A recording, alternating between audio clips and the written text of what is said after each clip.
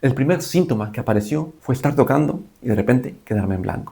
Luego comenzaron unos hormigueos. Comenzaban aquí en el cuello poco a poco, hasta tal punto que al estar tocando sentía un montón de hormigueos y no sentía mis brazos.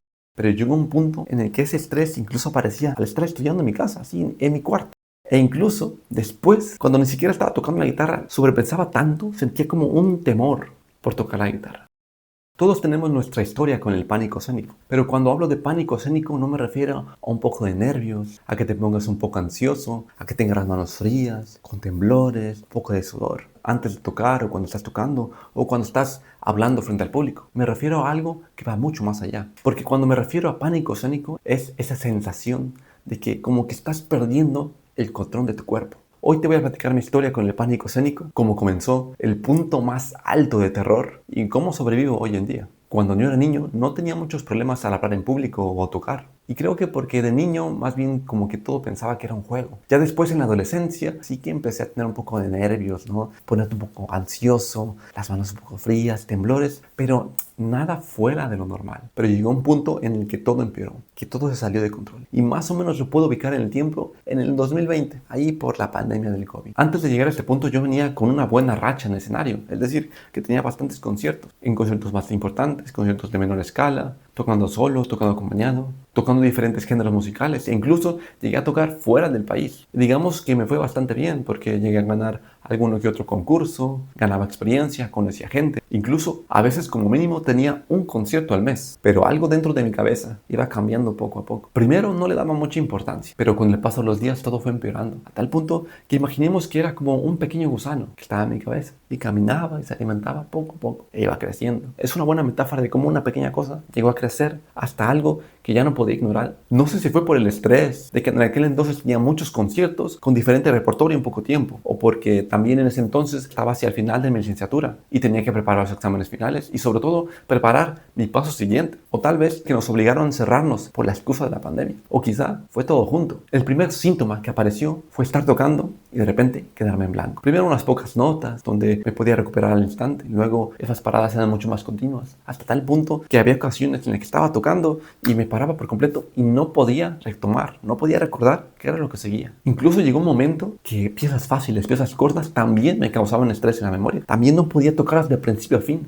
Me paraba continuamente. Era como si mi memoria se desconectara de lo que estaba haciendo. Luego comenzaron unos hormigueos. Comenzaban aquí en el cuello poco a poco. Conforme iba tocando, pasaban por mis hombros, brazos, hasta llegar a mis manos. Y cada vez se iban intensificando mucho más. Hasta tal punto que al estar tocando sentía un montón de hormigueos y no sentía mis brazos. Lo que me obligaba a parar de nuevo. Y esto pasaba continuamente. A veces cuando estaba tocando para mi maestro, cuando me estaba grabando también ocurrió un montón. Que estaba haciendo una toma y empezaba a sentir los hormigueos. Y conforme más avanzaba en el tiempo, esos hormigueos me atormentaban cada vez más. Además, no olvidemos los problemas de memoria que nunca desaparecieron, ahí estaban. Primero, digamos que estos problemas aparecían cuando estaba en un concierto, tocando para alguien o grabándome, pero llegó un punto en el que ese estrés incluso aparecía al estar estudiando en mi casa, así en mi cuarto. E incluso después, cuando ni siquiera estaba tocando la guitarra, sobrepensaba tanto, sentía como un temor por tocar la guitarra. Era como si tuviera un presagio de lo que iba a pasar, como si estuviera perdiendo mis habilidades. Era como si cayera en un círculo vicioso, donde incluso ni siquiera distrayéndome podía dejar de sentir esa sensación, ese terror exagerado que tenía en mi cabeza. Llegó un punto en el que llegué a pensar que tenía una hernia o algo, porque pues qué raro que sentía hormigueos cuando estaba tocando. Pero obviamente lo veía un poco irracional, porque eso tampoco explicaría los problemas de memoria. Obviamente yo busqué en internet o cosas para el pánico escénico y me encontré con ciertos consejos que en realidad los encontraba muy vacíos. Por ejemplo, el típico consejo de respira, relájate, come bien, duerme bien, o sea, respira y luego qué. O el comentario de que piensa que el público está ahí para pasar un buen momento y tú también tienes que pasar un buen momento y todos estamos ahí para disfrutar de música. Pero ese pensamiento se le puede dar vuelta muy fácil, porque si el público está ahí para pasar un buen momento, pero si yo estoy aquí sufriendo, parándome con problemas de memoria, estrés, el público también la va a pasar un poco mal. Entonces va a decir, oye, vengo aquí, pago y yo espero escuchar música, pero la verdad no la estoy disfrutando mucho. Entonces eso me causaba más estrés, ya que sea un pensamiento un poco hueco. Entonces lo que hice fue reflexionar. Primero, tenía que solucionar el problema de la memoria. ¿Cómo podía solucionar eso? Porque de primeras puedes pensar que solamente es el estrés el que te hace equivocarte en la memoria, olvidar la pieza. Pero dije, bueno, voy a tratar de practicar solamente la memoria. Y pues sí, resulta que al estar practicando solamente con la partitura, imaginándome las posiciones, a veces tocando toda la pieza sin la partitura para ver si me sé todo completamente, y eso incrementó mucho mi confianza en la memoria. Obviamente siguen pasando errores de memoria, pero esto es una preparación que me ayuda a sentirme más seguro. Llegué a la conclusión de que hay diferentes personalidades al estar tocando. Por ejemplo, hay guitarristas que son mucho más directos, por así decirlo. Guitarristas que confían mucho en sus manos, en su memoria muscular. Y que los pensamientos que tienen al estar tocando o al abordar una pieza no llegan a ser tan abstractos. Por ejemplo, una vez le pregunté a una guitarrista fenomenal china, le dije, oye, ¿cómo le hago para que antes de tocar, esos segundos antes de tocar, antes de comenzar las primeras notas de una pieza, sobre todo al principio de un concierto, para sentirme tranquilo, para sentirme relajado y capaz de poder hacerlo? Y lo que me contestó fue, oh, pero tú lo hiciste bien, respiraste y comenzaste. Y dije, no, es que yo estoy tonto, ¿no?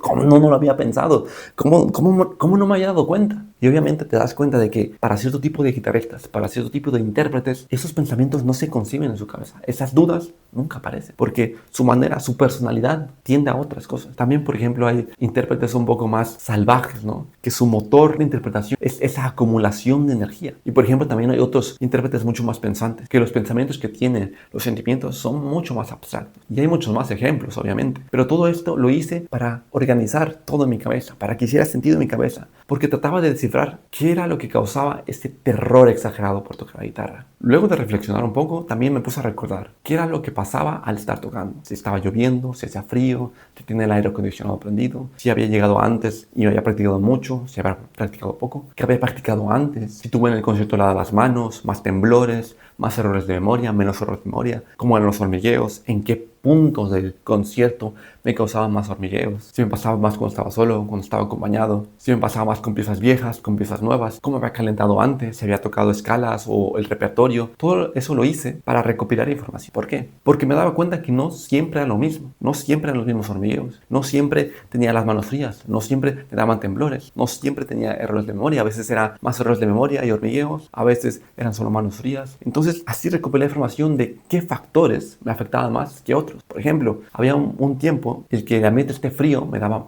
más inseguridad, ¿no? Entonces lo que hacía era pedir que bajaran el aire acondicionado o tratar de calentar mis manos o hacer manos ejercicios para tener en forma mis dedos. Había otros factores que no me afectaban mucho, por ejemplo, si estaba lloviendo o soleado me daba igual, si estaba haciendo mucho calor me daba igual. Y todo eso lo hacía para hacer una especie de lista, factores que me ayudaban a sentirme más confiado y otros factores que me perjudicaban. Entonces, al siguiente concierto, trataba de hacer lo que me hacía sentir seguro y evitar lo que me hacía sentir inseguro. Obviamente ayudaba mucho, por ejemplo, si tienes a unos amigos a los que les puedes tocar, ensayar tus piezas, porque ahí también recopilas información y también puedes experimentar mucho más. Y así vas tratando de hacer muchas cosas, haciendo y deshaciendo para ver qué te afecta más y qué te afecta menos. Y luego, en el momento del escenario, es algo clave. Poner en práctica estos factores que te ayudan, ¿no? Porque a veces pasaba mucho que, digamos, que me controlaban esas sensaciones, que me controlaba el pánico escénico. Era como si al momento de ir a pasar al escenario, mis ojos hasta se nublaban. Actuaba como más o menos como un robot, lo cual no me dejaba en sí que yo tenía el control de mi cuerpo, sino que como toda esa presión, todo ese estrés me controlaba a mí mismo. Entonces, en esos momentos era como clave hacer cosas que me ayudaran a estar más consciente en este instante. Por ejemplo, tomarme tiempo, caminar con paso firme, a veces pues hasta dar un giro. Todo con el punto de no sentirme controlado por el estrés. Y obviamente siguiendo la lista. Si a veces esperar mucho me afectaba más, bueno, pues trataba de ir más conciso, más constante. Si el ir muy rápido afecta más, bueno, pues tómate tu tiempo. Y también algo que me ayudó mucho fue encontrar ciertas acciones, ciertos pensamientos que me ayudan como a mantener la concentración al estar tocando. Obviamente esto no es infalible, pero ayuda. Por ejemplo, pensar en ciertas notas, pasajes, estructura de la obra, ciertas frases, cierta digitación o a veces, por ejemplo, ciertas manías, ciertos gestos. No sé si han visto, pero hay unos guitarristas que al estar tocando parpadean mucho y dirás, es una manía, pero yo creo que le ayuda a tener la concentración. Por ejemplo, hay otros guitarristas que hacen así.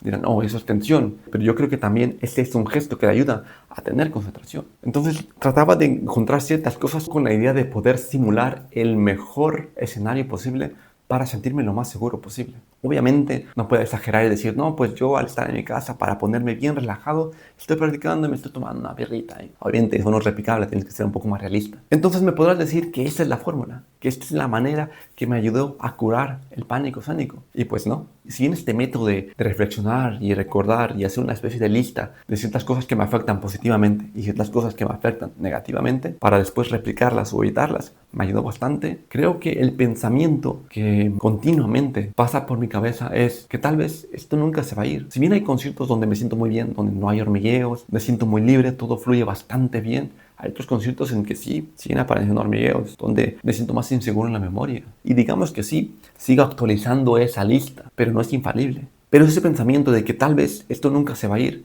me da hasta más tranquilidad. Porque no es una cosa de estoy roto, de que no funciono, sino es una cosa de aceptar de que, bueno, que así funciona mi cabeza. Porque todo eso ocurre aquí. Toda esa exageración de terror que tenía antes al tocar la guitarra, ocurre aquí. Y de alguna manera sigue estando algunos residuos ahí. Porque a veces creo que la mejor mentalidad que puedo tener, si bien me preparo para tener la mejor presentación de mi vida, lo mejor posible en cuanto a memoria, en cuanto a dinámica, técnica, el repertorio está a lo mejor listo en el tiempo que se tiene obviamente, creo que tengo que tener en cuenta que puede pasar el peor escenario posible y aún así estar bien con eso.